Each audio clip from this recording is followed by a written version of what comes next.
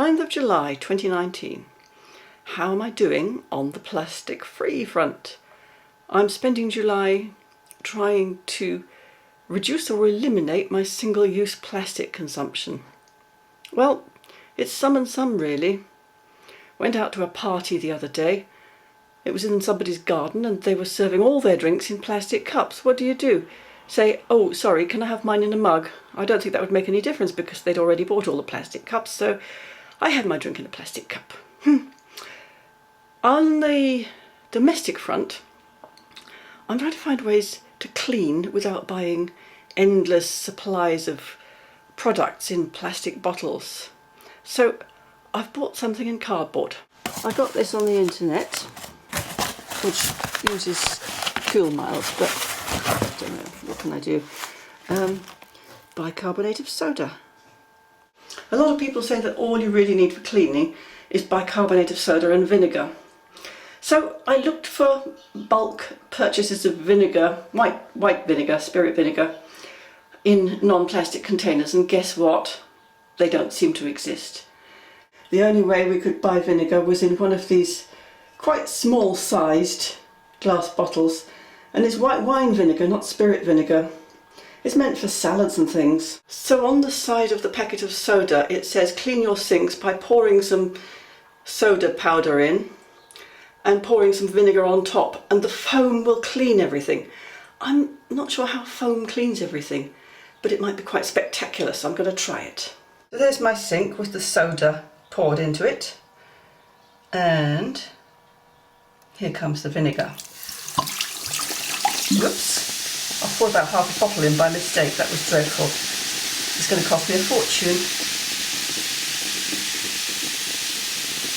Well, it's certainly foaming and fizzing. What kind of cleaning action that has, I'm not sure.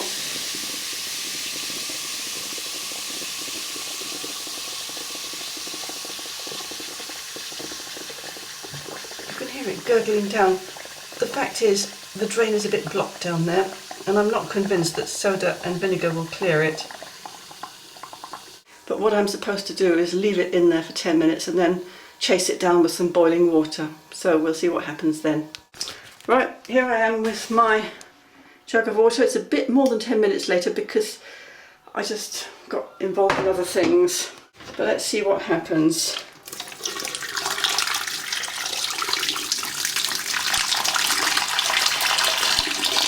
It's still backing up.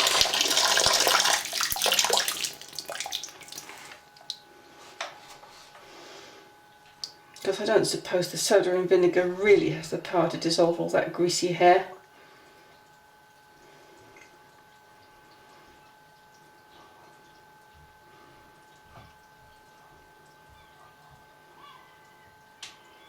It's just seeping down very gently.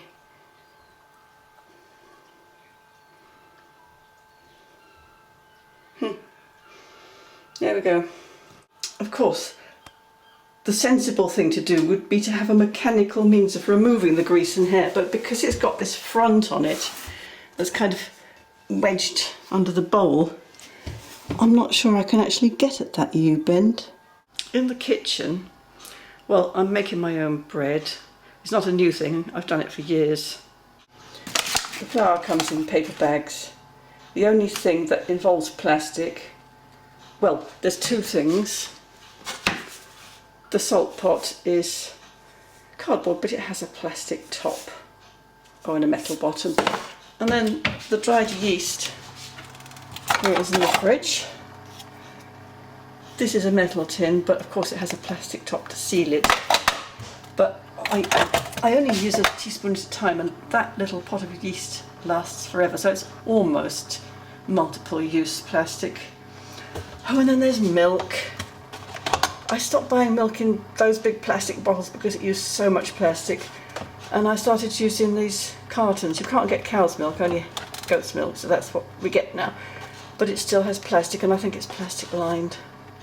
Plus, our local recycling used to always take Tetra Paks, and I think they've stopped doing that now.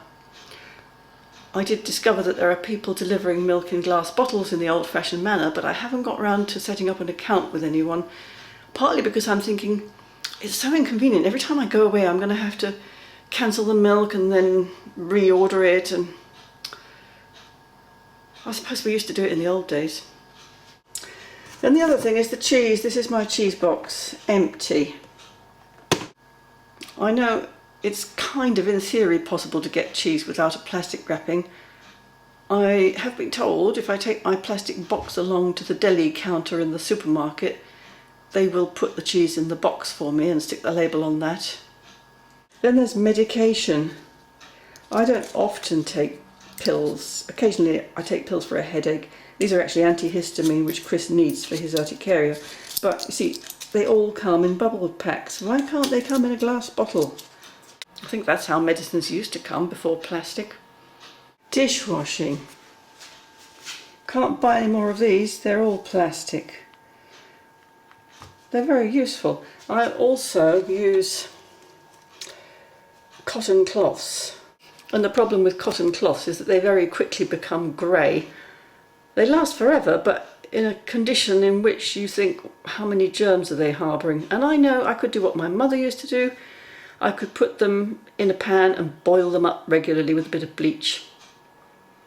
That would mean I'd have to have a whole set of dishcloths and I'd have to have a place to keep them till I had enough to make it worth boiling them. But that would be so eco-friendly if I could do that, wouldn't it? I'm not buying any more of those, what do they call them? Wet ones, the kind of fibre cloths that you can get for kitchens, which you use once or twice and throw away. They may be hygienic, but I don't think life has to be that hygienic anyway. I don't get infections from my germ-ridden worktops. I'm pretty healthy, really, considering. But yeah, fibre-filled fabrics with all the plastic dust coming off them. Wet wipes. I never understood why people suddenly took a fancy to these ridiculous, smelly, wet items that you've got to carry around in a plastic packet. When I was little, my mother had a cotton handkerchief, and I tell you, I have one right now in my pocket.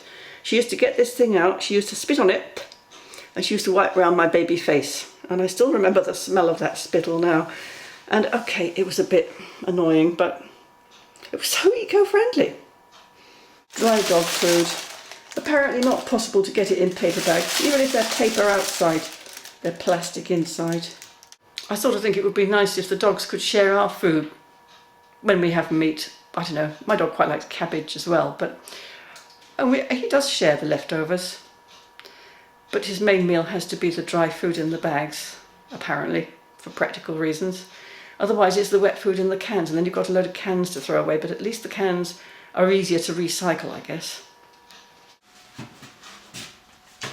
So we've been shopping and we went to one of the larger supermarkets for more choice, and this is what I got. One melon, no packaging, although of course it has this label on it. 2 boxes of goat's milk. I went to the deli counter to see if I could get some cheese not wrapped in plastic, but guess what? It was all wrapped in plastic. So I got this piece because it's quite big and chunky, and the bigger it is, the less plastic proportionate to the amount of cheese. Got some butter. This is a kind of, I don't know, it's foil covered paper, I suppose. I persuaded Chris he didn't need the soft margarine in the plastic tub. It's very controversial whether cholesterol is an indicator of circulatory disease to come, and even if it is, whether the eating of processed margarine actually helps reduce the cholesterol, or the kind of cholesterol that needs to be reduced. I don't know, I don't think it's worth it really. Coffee, I think this is plastic. Mayonnaise, it's sealed with this little plastic thing around the top. Can't do anything about that, it's only a small thing I suppose. Corn flour. I think inside the cardboard there's plastic. Eggs in cardboard.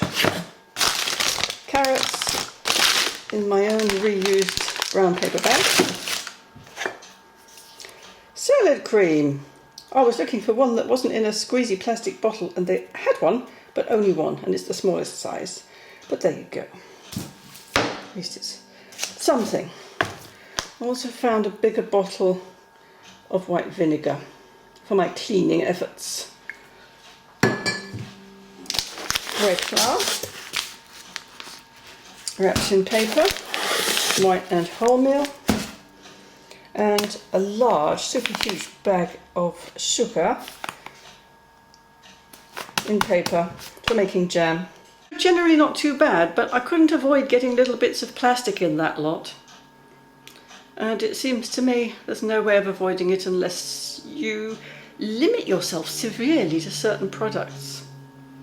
What I haven't done is try the shop that reputedly has been set up on the far side of town in a very inaccessible location, because it's cheaper there obviously, where they are selling dry goods that they're weighing out and you can put them in your own containers. That would be interesting to try next. See you later. Bye.